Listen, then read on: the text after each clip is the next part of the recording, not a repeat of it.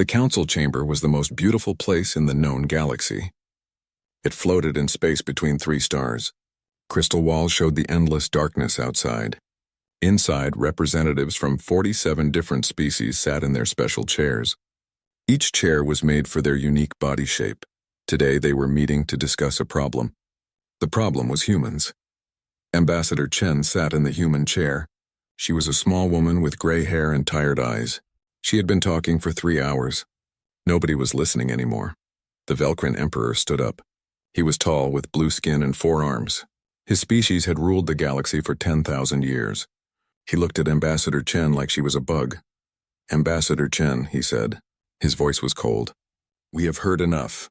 Humans have taken 12 colony worlds in regulated space. This is not acceptable. You will return those worlds. You will join the council as junior members, or we will make you." Chen stood up slowly. Her hands were shaking, but not from fear. She was angry. "Regulated space?" she said. "Those worlds were empty. No one lived there. We found them. We built homes there. We raised children there." The Emperor waved one hand. The other 3 hands stayed folded. It was a gesture of dismissal. "Those worlds were reserved," he said, "for future use. The council decides who can settle where. You did not ask permission. You are newcomers. You must follow the rules." Chen looked around the chamber. 47 species. Not one looked friendly. They all thought the same thing. Humans were young. Humans were weak. Humans would obey. "Let me tell you about human history," Chen said quietly. "My species has fought wars for thousands of years. We fought over food. We fought over land. We fought over ideas. We nearly destroyed ourselves many times." The Emperor laughed. "It sounded like breaking glass. That is why you need us," he said, "to civilize you. We have rules for war. No attacking civilians. No destroying infrastructure. When casualties reach 15%, the losing side surrenders. Everyone goes home. Very simple. Very civilized," Chen smiled. It was not a nice smile. "We learned different lessons from our wars," she said. "We learned that sometimes surrender is worse than death. We learned that when someone threatens your home, you fight with everything you have.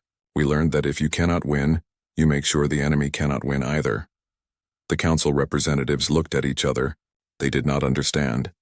The Emperor made a gesture. His chief military advisor came forward. She was Velcrin too, wearing a uniform covered in medals. "We will send a fleet to your colony of New Perth," the advisor said. "It is your newest settlement. Only 50,000 people live there. They will surrender. You will understand that resistance is useless."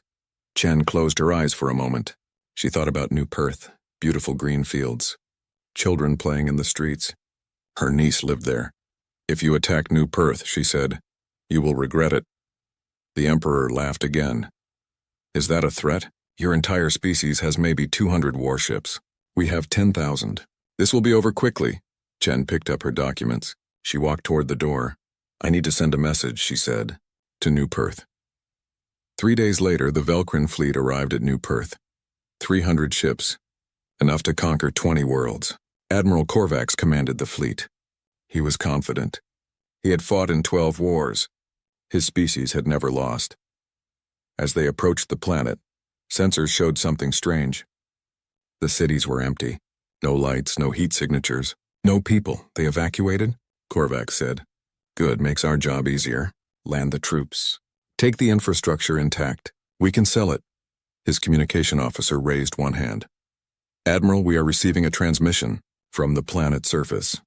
"Put it on screen," Korvax said. A human face appeared. A young man, maybe 25 years old. He wore civilian clothes.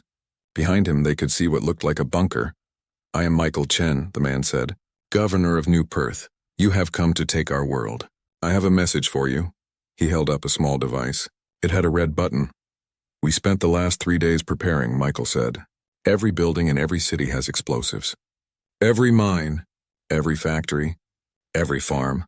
We buried nuclear devices in the tectonic fault lines. We poisoned the water. We burned the fields. We destroyed everything of value." Admiral Korvax stared at the screen. "You are bluffing," he said. "You would not destroy your own world." Michael smiled. It was the same smile Ambassador Chen had used. "This is not our world anymore," he said. "You want it so badly? You can have it. All the broken pieces." He pressed the button. The planet exploded, not all at once. First, the nuclear devices in the fault lines detonated. The ground split open. Lava erupted. Then the cities exploded. Thousands of charges going off in sequence. The atmosphere caught fire. The Velcrin fleet was too close. Debris hit the ships like bullets, metal fragments traveling at incredible speed. 100 ships died in the first minute. Another 50 in the second. Admiral Korvax watched his fleet die. His ship shook from impacts. Alarms screamed. Crew members shouted. He could not speak. Could not think. These were not rational beings. They were monsters. What species destroys their own world? His ship survived. Barely. A third of his fleet was gone. The rest were damaged. And below, where a green world had been, there was only fire and ash. A message came from Earth. It was broadcast to every species in the Council. Ambassador Chen spoke. "This is the human reply to war," she said. Her voice was cold and empty. "You want our worlds? Come and take them. Come and take the ashes. Come and take the poison. Come and take the radioactive dust. We will give you nothing but ruins. We will give you nothing but death." She paused. "We do not fight wars to win territory," she said. "We fight wars to teach lessons. And our lesson is simple. Leave us alone, or we will burn everything." In the council chamber, no one spoke. They had started a war. They thought it would be easy. They thought wrong. The war had just begun, and the galaxy was about to learn what it meant to fight humans. The human reply to war: burn everything. The news from New Perth spread across the galaxy in hours. Every species heard the same story. Humans had destroyed their own world rather than surrender it. The images were terrifying. A beautiful green planet turned into a ball of fire and ash. The Galactic Council met in emergency session. The Emperor of the Velcrin stood before them. His 4 arms were shaking with rage. "They are insane," he shouted. "They killed their own people. They destroyed everything. What kind of monsters do this?" Ambassador Chen sat in her chair. She looked tired. She had not slept in 3 days. "No one died," she said quietly. "We evacuated everyone. 50,000 people. All safe, all alive. We only destroyed buildings and land." The Emperor turned to face her. His face was dark with anger. "You destroyed an entire planet. The resources, the infrastructure. It would have taken us decades to build all that." Chen stood up. Her voice was calm but hard. "Yes," she said. "That is the point. You came to steal what we built. We made sure there was nothing left to steal. You want to conquer us? Fine, but you will gain nothing. Every world you take will cost you more than it is worth." A delegate from the Thraxian species stood up. She was small and covered in purple fur. Her species believed in peace. "Surely we can find a peaceful solution," she said. "More violence will only lead to more suffering." Chen looked at her sadly. "I wish that were true," Chen said.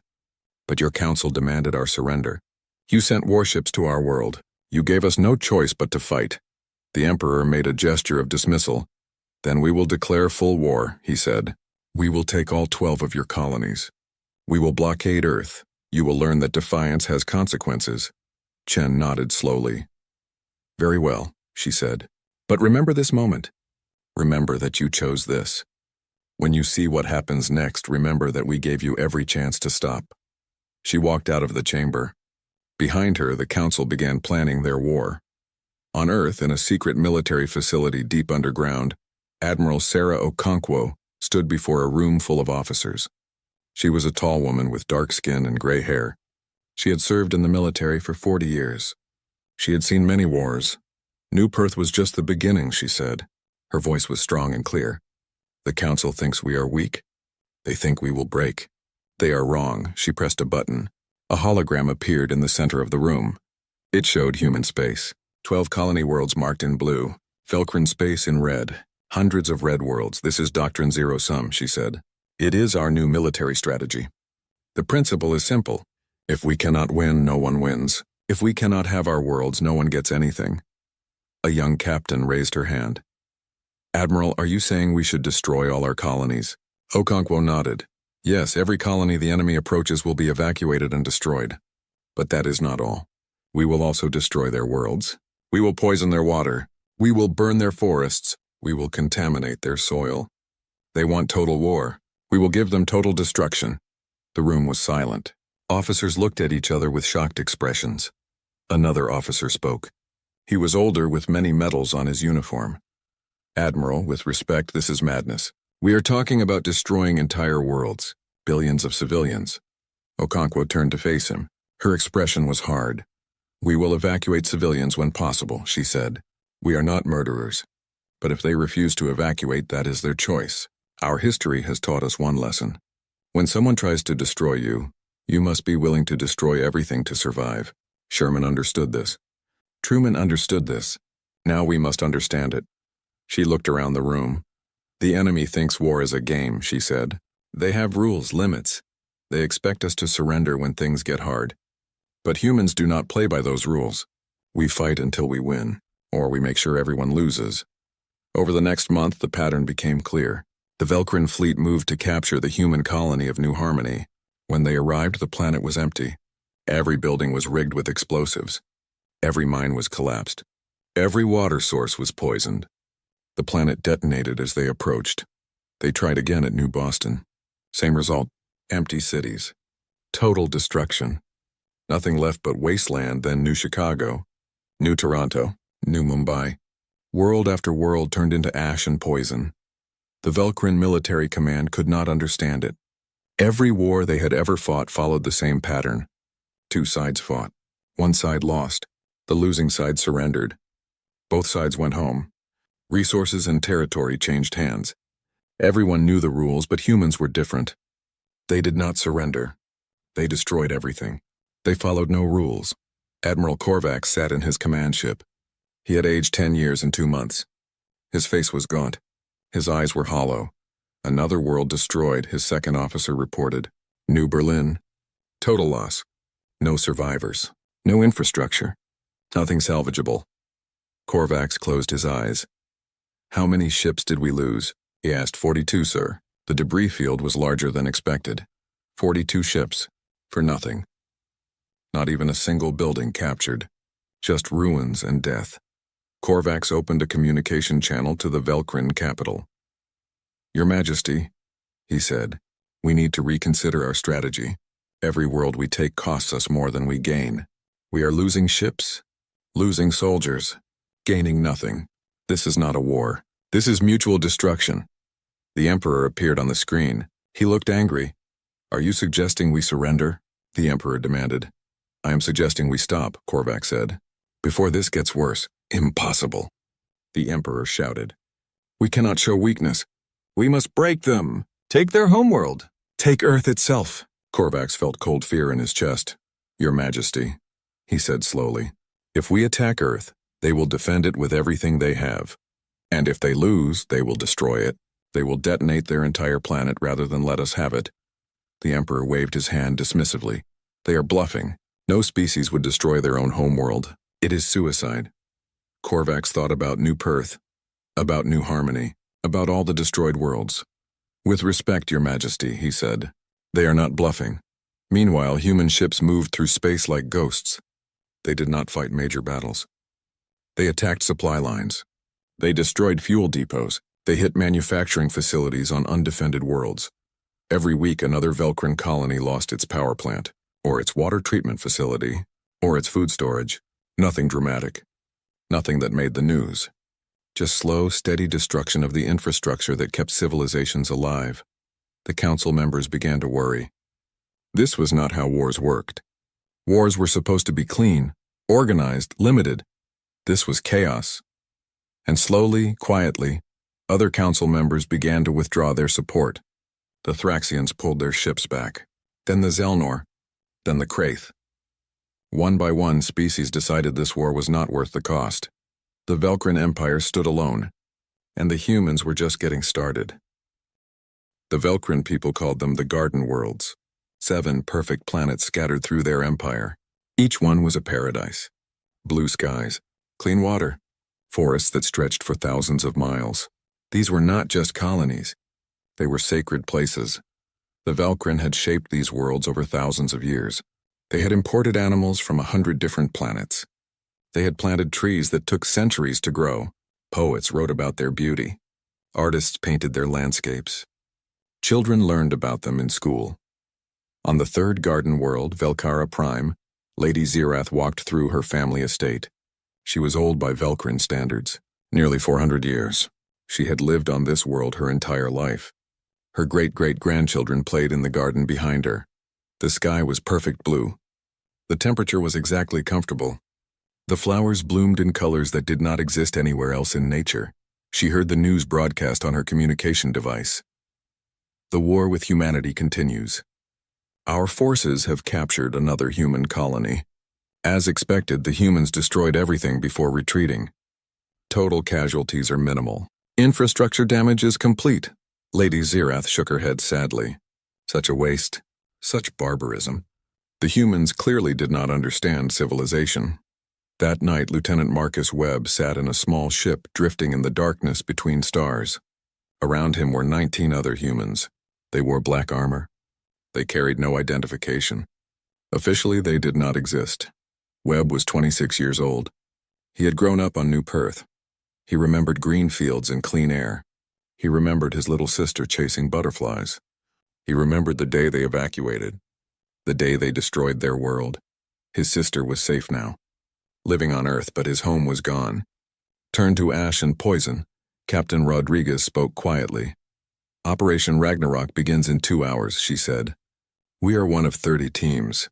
Each team targets a garden world. Our target is Velcara Prime. She pulled up a hologram. A beautiful planet, blue and green and perfect. This is not a military target, Rodriguez continued. There are no defenses, no soldiers, just civilians. But this world is important to them. It is cultural, sacred. Destroying it will hurt them more than losing 100 military bases. One of the soldiers raised his hand. Captain, are we evacuating the civilians first? Rodriguez was quiet for a moment. We will broadcast a warning, she said. We will give them 24 hours to evacuate. After that, we deploy the bioweapon. Anyone who stays will die with their world. The ship was silent. Every soldier understood what they were about to do. This was not defense. This was revenge. This was terror. But they also remembered their own worlds. They remembered watching their homes burn. They remembered the council demanding surrender. They remembered the Velcrin Emperor laughing at their ambassador. Webb spoke quietly. They started this, he said. They came to our worlds. They demanded we give up everything we built. They chose war. The other soldiers nodded. They did not like what they were about to do. But they would do it anyway. 24 hours later, Lady Zirath received an emergency broadcast. A human face appeared on every screen on Velcara Prime.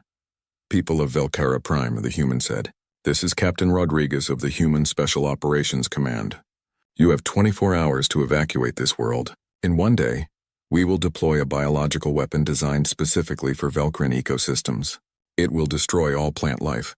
It will poison all water. It will make this world uninhabitable for 10,000 years. Lady Zirath stared at the screen in horror. This is not a military target, Rodriguez continued.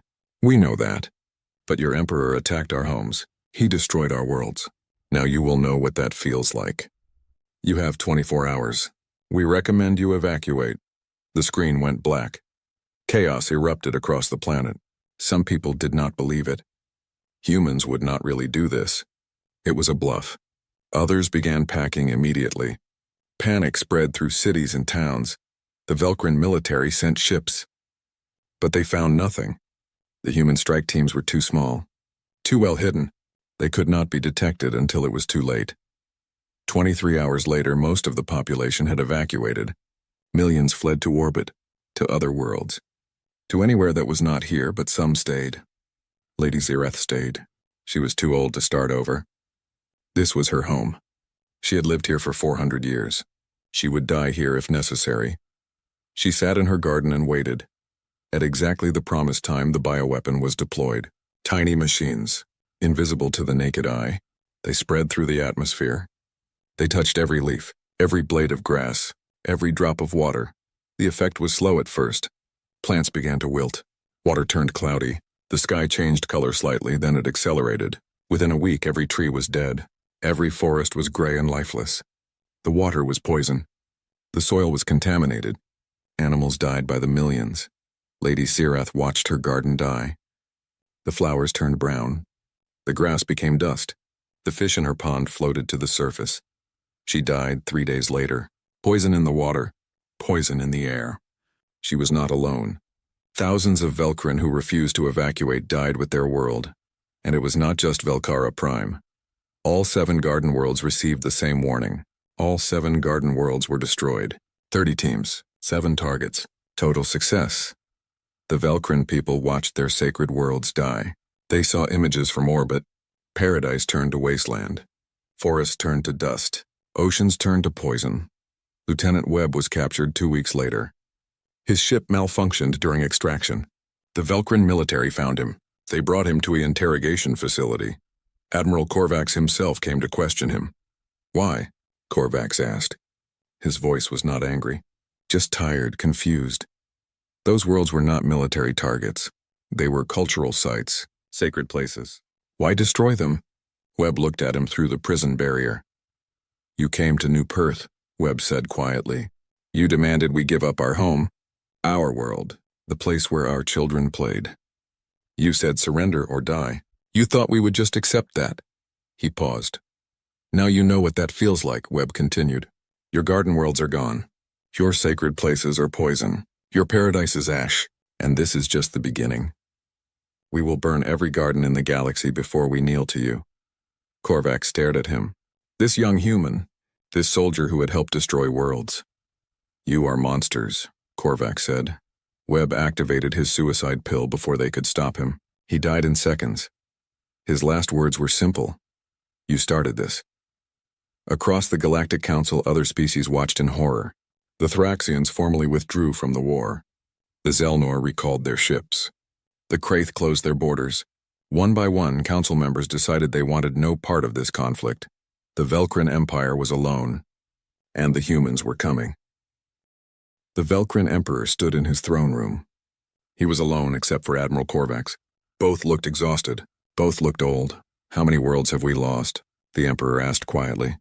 All 7 garden worlds, Korvax said, plus 12 industrial colonies, 23 agricultural worlds, 31 mining operations. The humans destroyed everything they touched. The Emperor closed his eyes. And how many human worlds have we captured? None, Your Majesty. Every human colony we approach is destroyed before we arrive. We capture nothing but ruins. The Emperor opened his eyes. They were filled with rage. Then we will attack Earth itself, he said. We will end this war. We will make them surrender. Korvax felt cold fear. Your Majesty, I must advise against this. If we attack Earth, they will destroy it. They have proven they would rather die than surrender. I do not care, the Emperor shouted. Assemble the Grand Fleet. Every ship we have. We will destroy the human homeworld and end this nightmare. Korvax bowed his head. As you command, Your Majesty. 3 weeks later, the largest military fleet in galactic history assembled. 10,000 Velcrin warships. Every vessel the Empire could spare. It took days just to organize them into formation. Admiral Korvax stood on the bridge of the flagship. He looked at the display showing thousands of ships. It should have made him feel powerful. Instead, he felt afraid. On Earth, Admiral Sarah Okonkwo watched the Velcrin fleet approach. Every sensor tracked them. Every military base was on alert. Everyone knew what was coming. She stood in the war room deep beneath Geneva. Around her, officers monitored displays. Everyone was quiet. Everyone was scared. 10,000 ships, her second officer said quietly. We have 200 in the solar system. This is impossible. Okonkwo smiled grimly. Then we do not fight them fairly, she said. Execute Operation Mars Gambit. For 6 months, humanity had been preparing. While the Velcrin destroyed colonies, human engineers worked in secret. They worked on Mars. Mars, the first human colony outside Earth. Humanity had lived there for 200 years. Millions called it home. It was a symbol of human achievement. And now it would become a weapon. Engineers had drilled into Olympus Mons, the largest volcano in the solar system. They planted fusion charges deep in its core. They installed antimatter bombs in the Valles Marineris Canyon system. They placed devices at every tectonic weak point. Mars had been evacuated. Every person, every animal, every valuable item. The planet was empty except for automated defenses and one final surprise. The entire planet was a bomb. The Velcrin fleet entered the solar system. They passed Jupiter, then the asteroid belt, They approached Mars. Korvax frowned as his sensors showed human ships retreating. The entire human fleet was pulling back toward Earth. They were abandoning Mars without a fight. "Admiral, the humans are withdrawing," his tactical officer reported. "Pursue them," Korvax ordered. "Do not let them escape." The fleet changed course, following the human ships, moving closer to Mars. The red planet sat peacefully in space, silent, waiting. When the Velcrin fleet was in optimal position, clustered together, chasing the human ships, Admiral Okonkwo gave the order, "Detonate Mars." She opened a broadcast channel. Every species in the galaxy would hear this. Every council member, every civilization. "This is Admiral Sarah Okonkwo of the Human Defense Fleet," she said. Her voice was calm, cold, final. "You came to our solar system. You threatened our homeworld. You demanded we surrender. This is our answer." She pressed a button. Mars exploded, not like the colonies. Those had been destroyed with conventional explosives and nuclear weapons. This was different. The fusion charges in Olympus Mons triggered a chain reaction through the entire planet. Antimatter bombs created tears in space itself. The tectonic devices shattered the planetary crust. Mars split apart, fragments the size of mountains, chunks of rock and metal accelerating in every direction. The energy release was astronomical. Like a star dying in fast motion, the Velcrin fleet had no chance. They were too close, too clustered together. The debris hit them like a shotgun blast at point-blank range. Ships died by the hundreds in the first seconds. Massive chunks of planetary debris punched through hulls like paper. Smaller fragments created clouds of shrapnel that shredded everything. Admiral Korvax watched his fleet die. He saw ships explode. He saw them torn apart. He saw them crushed by mountain-sized rocks traveling at incredible speeds. His own ship was hit. The bridge lost pressure. Half his crew died instantly. Emergency systems kicked in, barely. Through failing displays, he saw the death toll. 98%, 9,800 ships destroyed.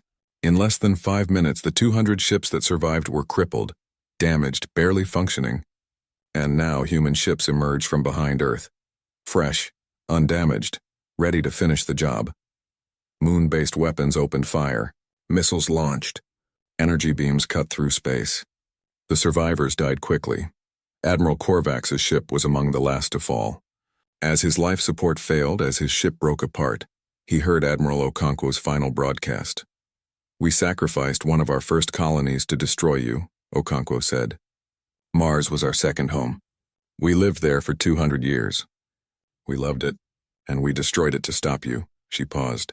When she spoke again, her voice was hard as steel. "That is what we are willing to lose to win. Think about that. Ask yourselves what we would do to our enemies. Ask yourselves if you want to find out." Admiral Korvax died in the cold vacuum of space. His last thought was simple, clear. We should have listened. We should have stopped. We should have left them alone. Across the galaxy, every species watched in horror. The humans had destroyed an entire planet. Their own planet, just to win a battle. The Galactic Council met in emergency session. The Velcrin Emperor was not present. He had locked himself in his chambers. He would not speak, would not eat. He stared at images of Mars exploding and said nothing. The acting Velcrin representative stood before the council. "We surrender," she said simply. "We request immediate peace negotiations." No one argued. No one objected. They had seen enough. The neutral station floated in empty space. No weapons, no defenses, just a meeting place. Representatives from 47 species gathered in the main chamber. Ambassador Chen sat at the human table. Admiral Okonkwo sat beside her. Both women looked tired. The war had lasted 8 months. It felt like 8 years. Across from them, the Velcrin delegation sat in silence. No emperor. He had abdicated 3 days after Mars. His daughter ruled now. She was young, barely an adult by Velcrin standards. She looked scared. The mediator, a Thraxian diplomat named Vel, stood at the center of the chamber. "We are here to negotiate peace," Vel said. Her voice was soft but firm. "This war has cost both sides dearly. It is time to end it." The young Velcrin Empress stood. Her 4 hands shook slightly. "On behalf of the Velcrin Empire," she said, "I offer our unconditional surrender. We accept full responsibility for starting this war. We ask only for mercy." Chen stood slowly. We do not want your surrender, she said. We want recognition. Recognition of human territory. Recognition of human sovereignty. And assurance that this will never happen again. The Empress nodded quickly. Agreed. All human colonies are recognized as sovereign territory. The Council will grant humanity full membership status, and we will establish a new law. No species may initiate conflict with humanity without unanimous Council approval. One of the other Council members stood, a representative from the Zelnor species. With respect, he said carefully, we must understand what happened. We need to know why humans fight the way they do, so this never happens again. Admiral Okonkwo stood. She walked to the center of the chamber. I can explain, she said. Dr. Amara Ose is here. She is a xenopsychologist. She has studied both human and alien psychology for 30 years. She can help you understand. A small woman with dark skin and gray hair stepped forward. Dr. Ose looked at the assembled delegates. The fundamental misunderstanding, Dr. Ose began, is about the nature of war itself. For most species in the Council, war is an economic calculation. You fight until the cost exceeds the benefit. Then you surrender. You follow rules. You limit casualties. War's a game with winners and losers. She paused. Humans do not see war that way, she continued. For us, war is existential. We fight like our entire species will die if we lose, because in our history that was often true. The delegates looked confused. Dr. Ose pulled up a hologram. It showed Earth. Earth is a death world, she said. Everything on our planet tried to kill us, predators, disease, weather, other humans. We survived by being more ruthless than anything else. The hologram changed. It showed human history. Wars, conflicts, genocides. We have fought wars for thousands of years, Dr. Ose said. Wars where entire civilizations were destroyed. Where cities were burned. Where populations were killed. We learned that surrender could mean extinction. So we learned to never surrender. A council member interrupted. But surely you evolved past that. You reached space. You achieved peace among your own kind. Dr. Ose shook her head. We achieved peace through mutually assured destruction, she said. We created weapons that could destroy our entire planet. We pointed them at each other. We said if you attack me, we both die. And it worked. But the principle remained. If we cannot win, we make sure everyone loses. The chamber was silent. Species that had never experienced total war struggled to understand. When the Velkrin demanded our surrender, Dr. Ose continued, you triggered our survival instinct. You threatened our homes, our children, our future. You left us with two choices, surrender and lose everything, or fight with everything we had. She looked directly at the Velkrin Empress. You thought we would follow your rules, Dr. Ose said. You thought we would surrender at 15% casualties. You thought we would accept defeat gracefully.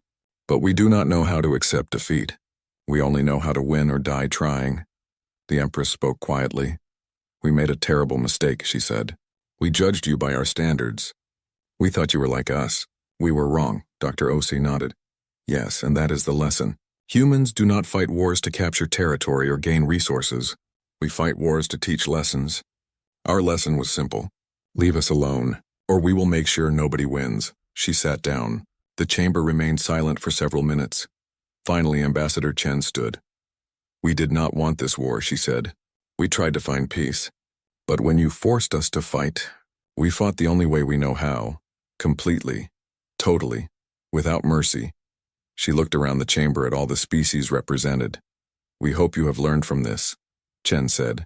We hope you understand now. Humanity wants peace. We want to trade with you. Learn from you. Share the galaxy with you. But if you threaten us, if you attack our homes, we will burn everything to the ground before we surrender. The treaty was signed 3 hours later. Human territory was recognized and expanded.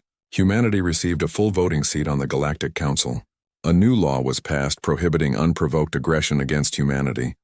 But the real change was not written in any treaty. It was in the eyes of the Council members. It was in the way they looked at humans now. With fear, with respect, with the understanding that some species do not follow the rules. 20 years later, a young Velkrin student sat in a classroom. Her teacher, an old woman who had lived through the war, taught history. Teacher, the student asked, my grandfather was Admiral Korvax. He died in the war with humanity. Why did we fight them? What did we hope to gain? The old teacher looked at her student sadly. "We fought them because we did not understand them," she said. "We thought they were weak. We thought they would follow our rules. We thought war was a game we could win." She pulled up images from the war. Destroyed worlds. The explosion of Mars, the faces of soldiers on both sides. "But humans do not play games," the teacher continued. "They do not fight to win territory. They fight to teach lessons, and their lesson was brutal. They destroyed their own worlds rather than surrender them. They sacrificed Mars, one of their first colonies, just to destroy our fleet." The student looked confused, but why? Why not just surrender? Why choose mutual destruction? The teacher smiled sadly. "Because to humans there are things worse than death," she said. "Losing their freedom, losing their homes, losing their dignity. They would rather die free than live in chains. They would rather see everything burn than accept defeat." She paused. "That is the lesson your grandfather learned too late," the teacher said. "That is the lesson the galaxy learned. Never threaten humanity, because they will not surrender. They will not negotiate. They will not follow the rules. They will simply make sure everyone loses." The student was quiet for a moment. "Are humans still dangerous?" she asked. The teacher nodded. "Yes, but now we know that. Now we respect them. Now we leave them alone, and they are good neighbors as long as you do not threaten them." On Earth, workers continued the long project of rebuilding Mars. It would take centuries, but humans were patient. They had time. In her office in Geneva, now retired Admiral Okonkwo looked at images of Mars before and after. She thought about the cost of war. The price of victory they had won. They had taught the galaxy a lesson. But the victory tasted like ash. Ambassador Chen, also retired, sat beside her. Both old women now. Both tired from years of service. "Do you think it was worth it?" Chen asked quietly. Okonkwo was quiet for a long time. "We survived," she said finally. "We kept our freedom. We taught them to leave us alone."